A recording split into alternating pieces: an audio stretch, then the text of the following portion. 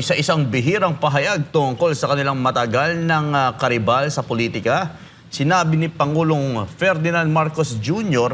na nagbigay ng mas malinaw na pagtingin ang panahon sa pagkamatay ni dating Senador Benigno Ninoy Aquino Jr.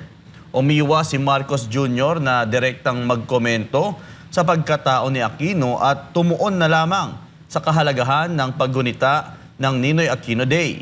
Aniya, ang kasaysayan ay nagbibigay ng pagkakataon para sa mas malalim na pagninilay at mas malinaw na pag-unawa sa tungkulin bilang mamamayan.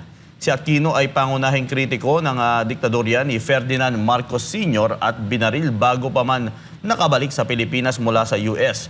Isang pangyayari na naging mitya ng EDSA Revolution na nagpatalsik sa pamilya Marcos sa kapangyarihan. Bagamat isinangkot si Marcos Sr. sa pagpatay, hindi pa ito napatunayan. Makalipas ang ilang dekada, muling nakabalik sa politika ang pamilya kabilang na si Marcos Jr.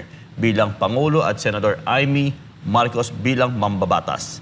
Dagdag ng Pangulo, ang araw ng paggunita ay paalala, mamumuno ng may dangal, konsensya at pananaw at gawing gabay ang mga aral ng nakaraan sa pagpapalakas ng mga institusyon. Ano po ang masasabi ninyo dito, Atty. Sal, sa naging pahayag po ng ating Pangulo?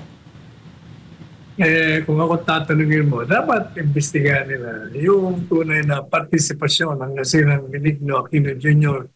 sa mga kontrobersyang kinaugnayan nito. Dahil maraming mga bagay-bagay na napag-uusapan lamang, kahit na napulgar na yan, pero yung mainstream media, tinatago. Maraming usap-usapan tungkol sa tunay na pagkatao ni Benigno Aquino Jr. Kailangan para matapos na yung hinala sa kanya, para malinis ang kanyang pangalan, kung ito man ay dinidigtaan, kailangan talagang magkaroon ng isang malaya, independenteng investigasyon sa mga kinakasangkutan niya. Siya ay isinangkot noon sa Plaza Miranda bombing. At marami pang mga ibang anomalya doon sa Hacienda Luisita.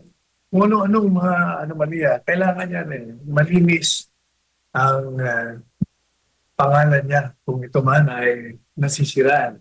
At kung totoo naman, kailangan mabago ang naratibo sa ating kasaysayan.